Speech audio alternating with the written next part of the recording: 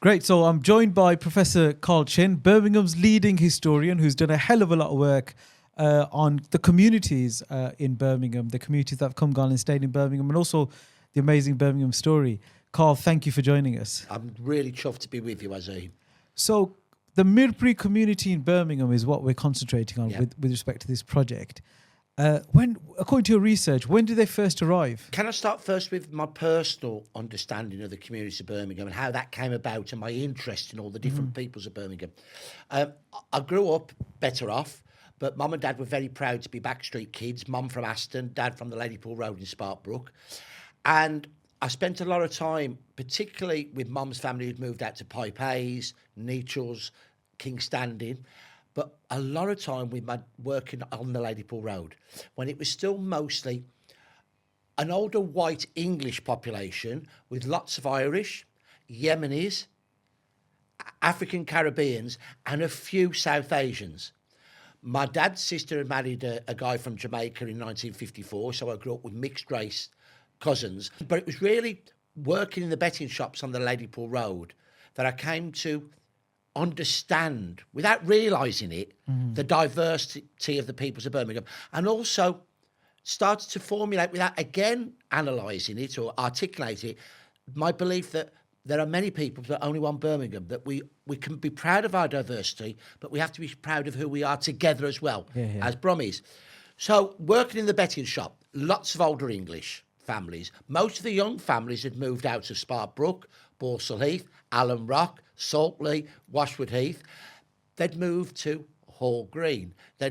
Some were moving to Shirley. They'd moved to Hodge Hill and places like that. So if they were better off working class from Saltley and Allen Rock, they were moving up the road to Hodge Hill. That's really interesting you say that, because today's Mirpuri community is taking that exactly the same. Exactly the same, yeah. So if you were doing well from Sparkbrook and Sparkhill, you moved along the Stratford Road to Hall Green. If you were doing well from Borsall Heath, it was a bit more difficult because Mosey was out of the price range of most people, but you might move up to King's Heath. So that was the movement out from those, what we might now term inner city areas. The punters that we had, as I said, they were mainly, of a morning we'd have a lot of older white working class, men and women who knew my great-grandparents and my granddad. There was a few Italians, the odd Italian, there was a few Welsh, a few Scots.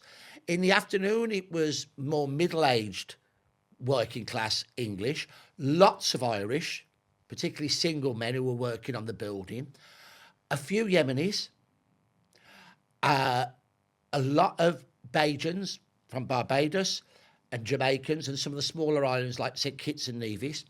We had a board marker, in those days used to mark up the prices of the horses on a board, called Frenchie. The reason he was called Frenchie was he was from French Somalia.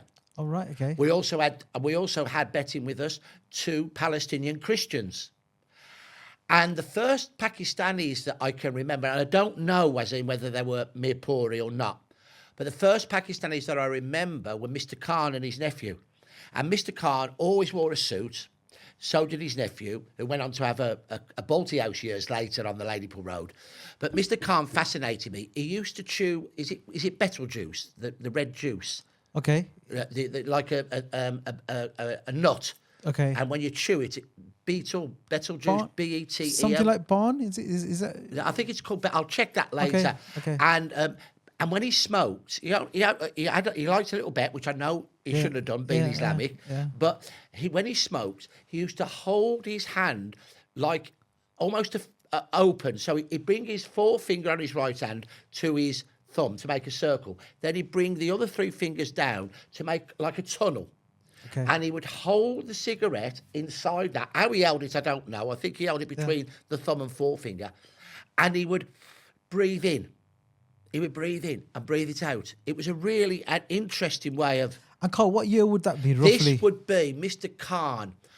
So I started working in the betting shops when I was 13, so that'd be 69. I'm saying probably early to mid-70s. Okay. Definitely early to mid-70s. Then, after Idi Amin and in Uganda was so horrible and vile to the East African Asians and the Africanisation policy in Kenya, a large number of East African Asians came to Sparkbrook. Yeah. And the dad had a few properties on the lane. We used to call it the lane, the Ladypool Road. And he rented one to a family, a lovely family. I forget the names now, but it'll come back to me later. But they opened up a little sweet shop and samosa shop. It was called the Sona Sweet Mart. And I went round there one day, because our betting shop was on the corner, and they were about 4 doors up. And I went one round there to get their ends, and they said, would you like a samosa?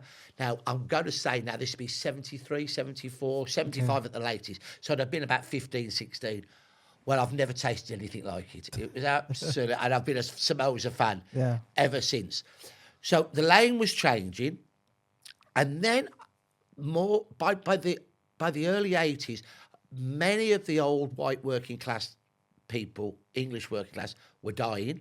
As late as the Queen's Jubilee in 77, there was red, white and blue all around and portraits of the Queen. And it wasn't just the white English families. It was a lot of African Caribbean families as well. But you started from about 79, 80, there was a really big movement of Mirpuris, particularly Mirpuris, but Punjabis from Gujarat, I hope I pronounced it. Gujarat, moving into the Ladypool Road area. Now, let's put this in perspective. In the 50s and early 60s, there were people from Pakistan who settled in the other part of Sparkbrook. That was around Farm Park. Farm Park. That had been middle-class housing, the little area. It was a middle-class enclave till the war. The middle class moved out to escape the bombing. The bigger houses were turned into lodging houses. So lots of Irish settled there, African Caribbean people from the West Indies, Campbellpuris, as they were then called, which is now Attock, isn't it? Which is Attock. In particular, they were there. And I've got a feeling that some of the earliest Mirpuri men were also sent in there. But from what my own research tells me, it's really after the opening of the Mangla Dam in 1967 that the Mirpuri start to move in Birmingham as men, young men.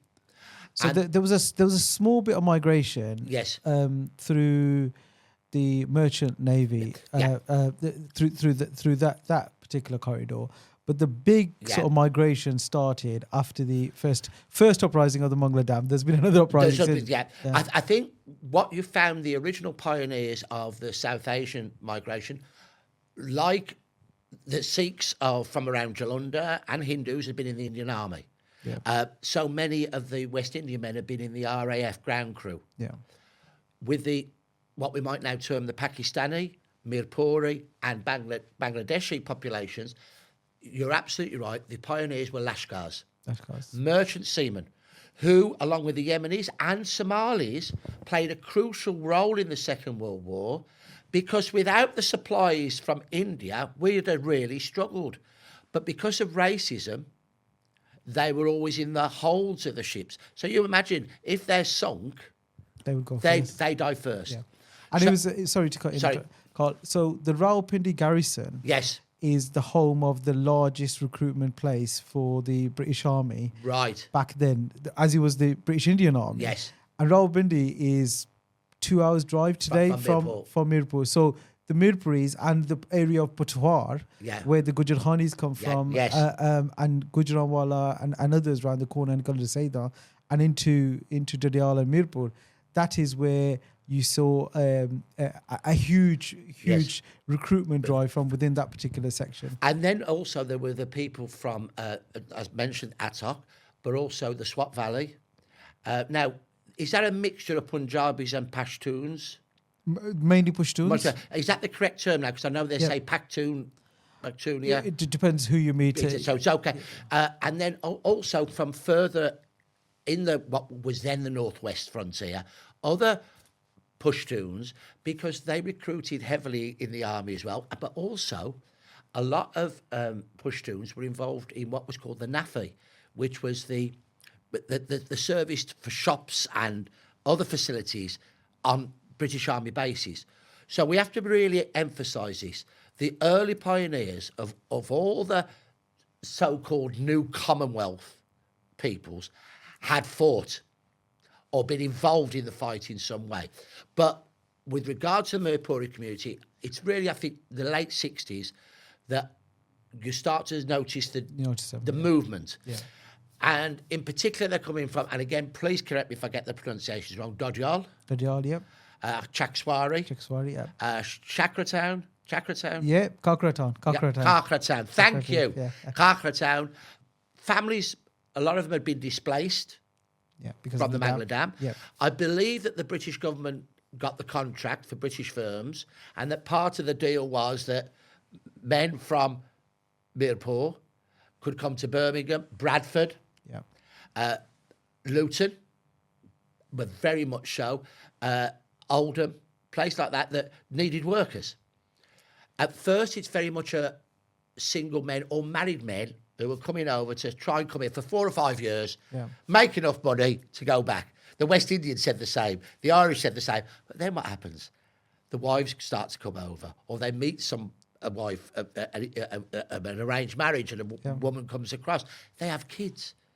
And then they start to put down roots. I think the movement of women obviously followed later, more towards the later 1970s. Yeah. And the families are settling where the pioneers had been. So Spark Brook in particular, Alum Rock. Why are they settling in Spark Brook, the older parts of Spark, formerly middle class, big houses that were deteriorating? And quite a few of the Campbell Pori men, the Attock men, bought houses and rented them out as lodging houses. Yeah. It was true, unfortunately, that these poor single men and married men that came over suffered very bad housing conditions. Some of the landlords, whether they were white, South Asian, whatever, would have a 3-shift system where men were sleeping, because there was 3 shifts then, 6 till 2, 2 till 10, 10 till 6. And as one group of men got off the bed, another group of men would come and take their places. I think once the women started to come over, there's a change. And there was and you can explain to me, Wazim, better, but a specific, because it's difficult to borrow money, isn't it, with Islamic law? It's the interest. Yeah, interest. Close friends and family set up savings groups where most of the wages would go into a pot each week. Somebody would take a dip. Is that how it's done? Yeah, it's still done like that. And they would have all that money one week. Yeah. Well, with that, they could start then building up a deposit for a house. Very hard to get on the housing list in Birmingham. Yeah. 50-odd thousand in the mid-60s waiting for a house. 50-odd thousand. Yeah. I mean, today is virtually as bad. There was a rule in place, you had to live in Birmingham for a number of years. People thought it was racist. Others said, well, hang on, we've been here longer, why shouldn't we have priority? So you can see both sides. But that meant that a lot of South Asian men were saving up to buy a house rather than get a council house. Where are they going to get the houses? They're going to get them in deteriorating areas of deteriorating housing stock. So the back-to-backs were virtually all destroyed by the end of the 60s. So that was new areas, the redeveloped areas like Nechells, Duddeston, much of Spark Brook, Balsall Heath, Saltley, much of Aston. Not so much Lozells because it was better quality housing, but really Ladywood, Hockley, that kind of area. Outside the old back-to-back neighbourhoods was the Middle Ring. Now, these had been developed really from the late 1880s, but in particular the 1890s and turn of the 20th century. Instead of back-to-back courtyards, which back-to-backs were banned from being built in Birmingham from 1876, they were tunnel back houses. Now, the builders still wanted to get as many houses as possible on as small a space as possible. So densely populated. So they built long terraces with a parlour at the front room, the door at the front. Sometimes I might have a little garden, but many were just off the street, behind which was another room, behind which was the kitchen, which tunnelled back into the yard. And so you got these long rows. Outside of the Cadburys, when they did their book, When We Build Again, said it's very monotonous. Got these long roads of long terraces, narrow frontages, but going deep. That dominated Alum Rock, much of Balsall Heath and Sparkbrook, places such as that. And so these houses, by the late 60s, were deteriorating quality. Younger white working class English who had grown up in them areas were moving away. We mentioned it earlier. Yeah. If they're from Sparkbrook and Sparkhill, they're moving up to Hall Green, Springfield, Hall Green, and further along. It's a move the Irish later followed. That meant there was an older white working class English families there, well, old people. Yeah. Who weren't prepared to move. They're not going to move. Yeah. And I've talked to old people in the past who really found it difficult at first with so many Asian families moving in, but actually were really looked after because of the Asian respect for elders, particularly at that period. Yeah. As they're dying, then their houses are being bought by the Mirpuri community. So you have a very large number of Mirpuris settling in Alum Rock, what was left of Saltley, not the back-to-back parts, they'd all gone, but a few roads around Adderley Park, around there. Carl, I just want to go back a bit. Yeah. You talked about the fact that the Mirpuri community first settled in Birmingham, Bradford, Oldham, and quite clearly the jobs were there. Yes. These were industrial hubs, weren't they? Yeah. But what sort of work did they do? Which sort of factories? Because I even hear stories about 80% of the workforce on the floor in some factories were from Jackswari. My colleague Zafar Iqbal often talks about that. And then you had different family networks or village networks or town networks from back in Mirpur that were in different areas in the bakeries or stuff like that. Yeah, at first, there is no doubt, again, because of racism and because of institutional racism as much as anything else, the Mirpuri men were getting badly paid, dirty jobs, the labouring jobs. I think it was interesting at the turn of the 21st century when we were fighting to save Rover at Longbridge.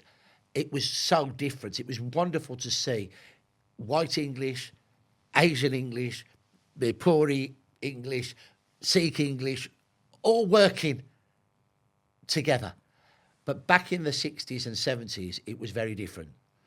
And so I think what happens is that a lot of the men some of them decide to open shops to cater for the community that are now coming over with the women. At first, they couldn't get much in the way of the food that they would have had, the spices they would have had. Aftad Rahman from the Bangladeshi community told me that often they would go to the chemists to get olive oil, which English people would put in their ears for an earache. But they would go there.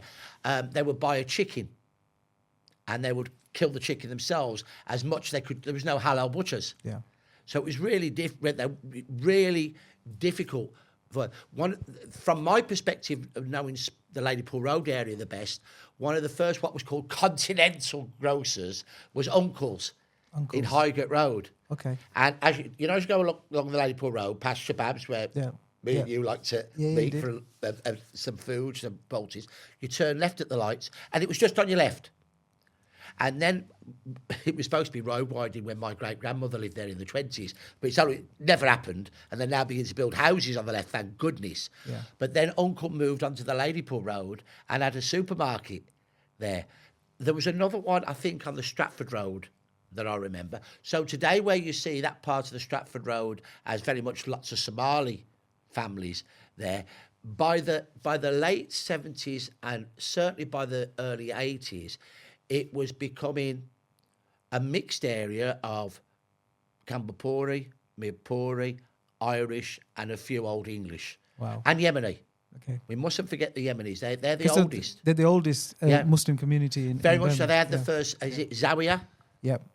First prayer house in Edward Road in the late 30s. So Carl, you can't talk about Stratford Road and Ladypool Road and not mention the Balti Triangle, right? Yeah. And the Balti dish is ultimately it's called the Birmingham Balti today. Yeah. But it was really the Mirpuris that developed that. It was didn't very much the Mirpuris. So tell us about the development of the Balti houses around the. So I think Andy Munro is the expert on Balti houses. You must interview him if you get a chance.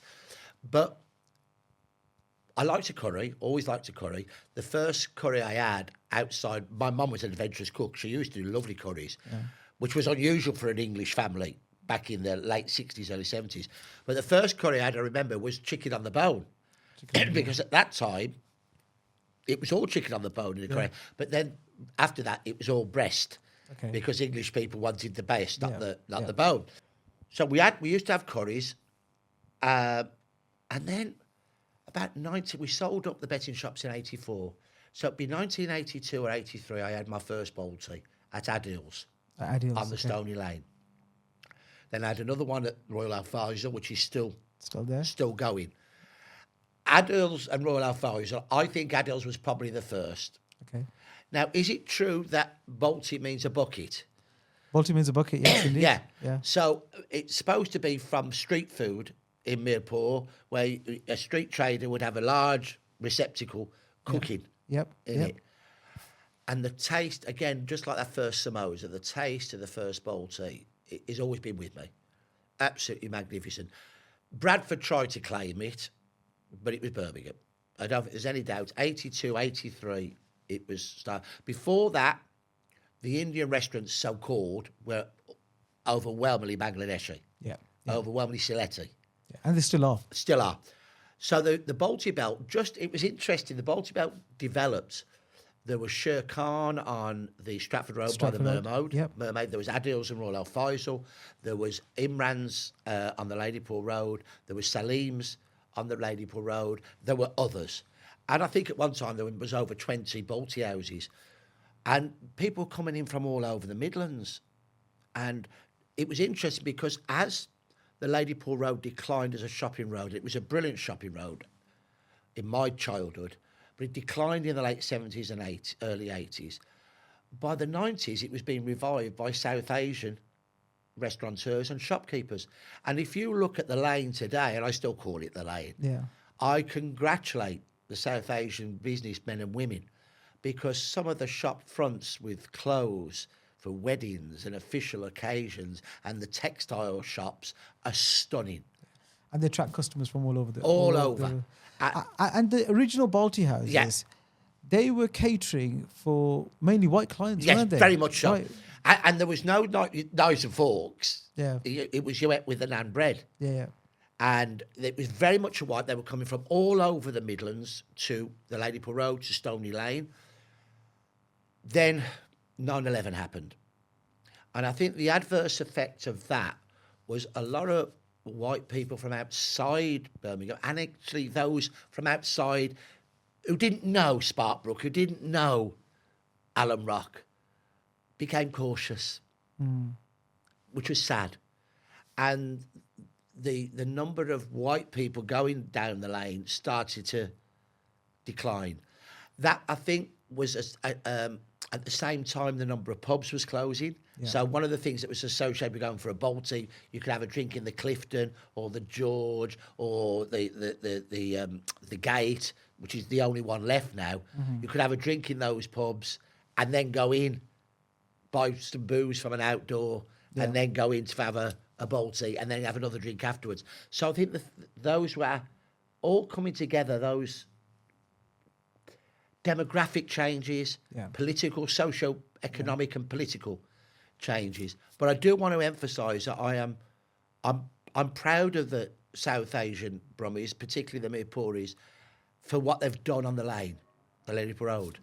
It started, I think, apart from what's it called on Stony Lane? Come back to me in a minute. The Hindu sweet shop, not Sona. Come back to me in a minute. Apart from that, though, what you also started to see in the late 80s and 90s was a movement away of African Caribbean families and Sikh and Hindu families. So by the turn of the century, I think Sparkbrook, Ladypool Road, Alum Rock, Saltley, then into Washwood Heath and Ward End had become very much South Asian, Brummie. And I'm saying that, Brummie. Yeah, exactly.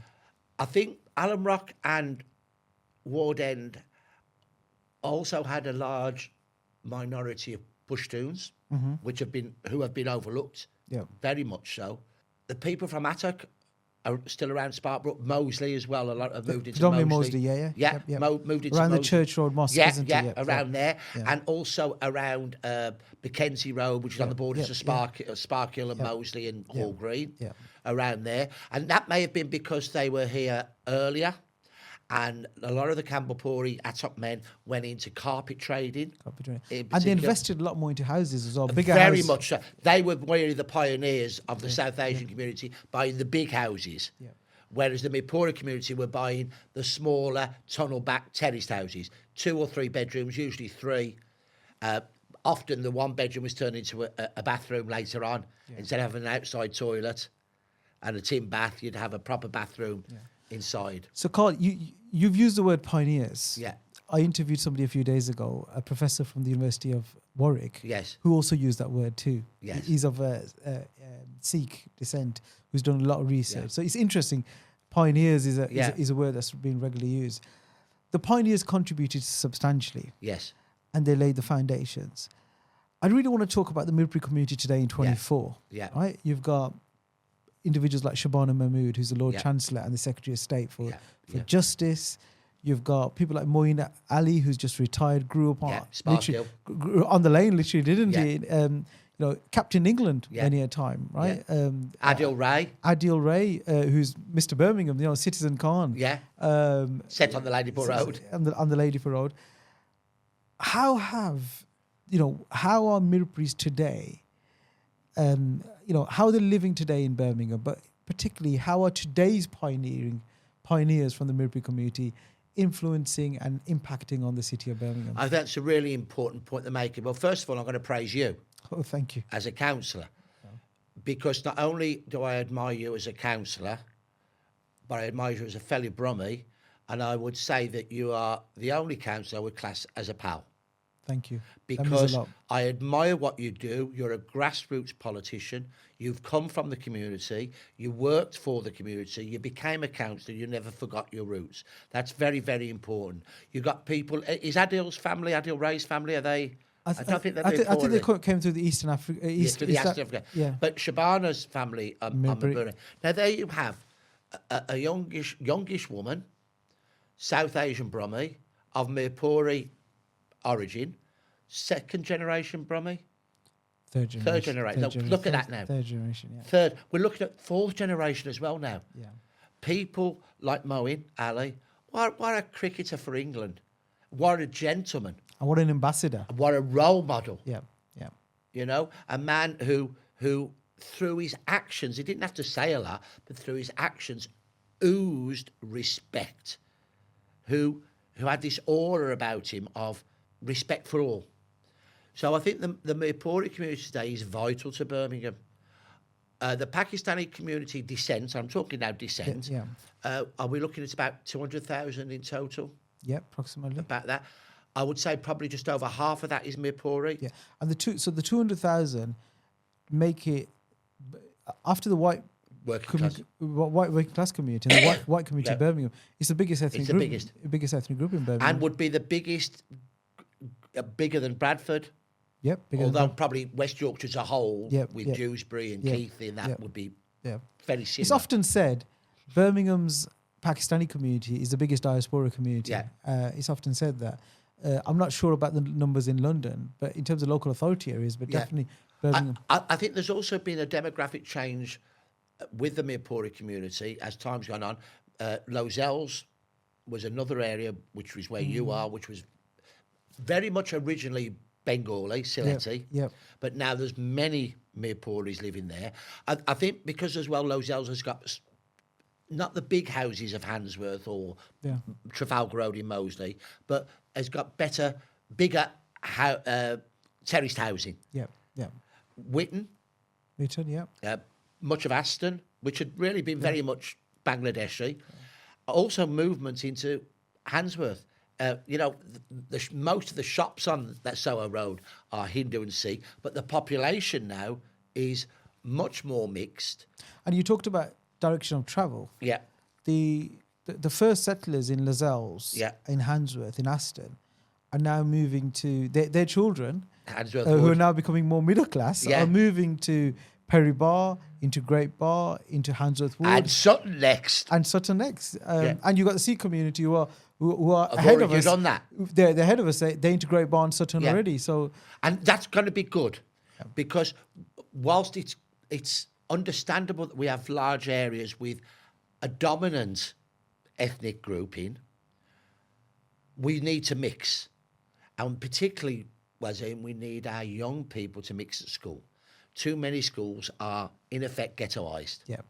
And so what we need is very, very strongly to mix in. I live in Billesley, which is still a mostly white working class area, but we have lots of Mirpuri men and their families, overwhelmingly taxi drivers. You'd never have to worry about getting a taxi in Billesley because there's always somebody around the corner Exactly. that will be able to pick you up. Now, I like being in a mixed neighbourhood. It's still mostly white working class, but it's increasingly mixed. Places like King's Standing, Yeah. which until 10 years ago, 5 years ago, was white working class, now has a large Mirpuri minority. It's now working class. Yes. Now- And I think this is very important what you made, that point there.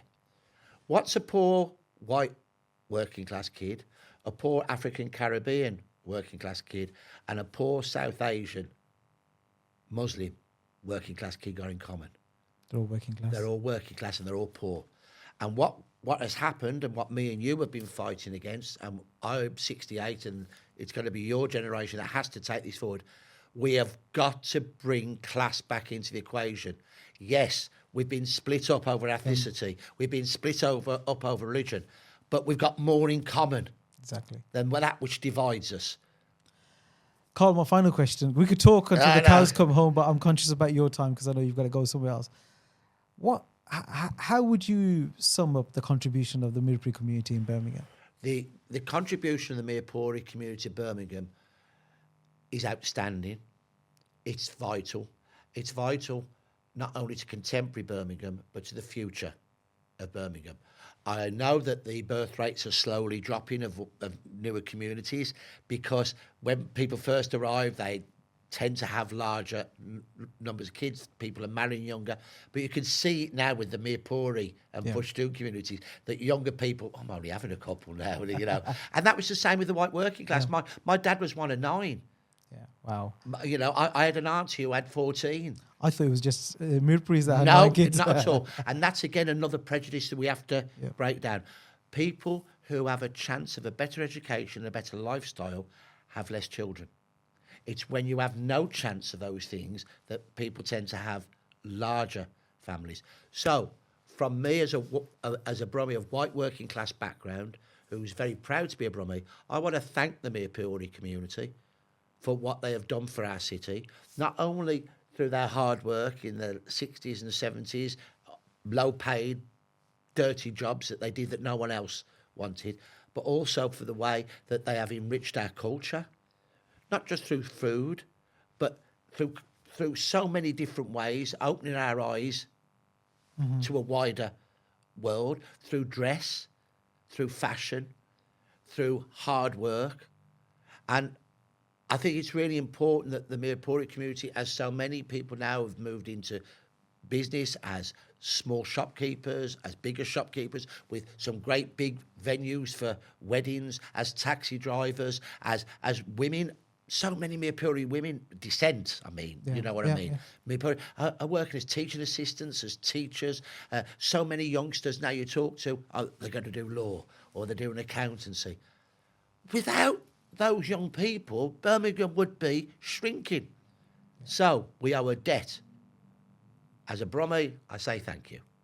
Thank you so much for your time today, Carl. It's been fascinating listening to your insight through your lens, what you think about the Mirpuri community here in Birmingham and the history of it. And I just want to say thank you for everything you do in Birmingham with our communities. And the fact that you know so much about the different communities is because you're willing to go out there, break bread with them, learn about them, learn about their backgrounds, and it's fascinating. My final question, have you been to Mirpur and would you be willing to go? No, I have never been. Let's make that happen. One day, with in God's grace, inshallah. Inshallah. Did I say that correctly? You absolutely did. Because I've got an Irish wife, we have to get to Ireland. She's got a sister in Germany, we have to get to Germany. I've got 2, the oldest and youngest kids are in London. But one day, with God's grace, Inshallah. inshallah. Thank you so much. Thank you.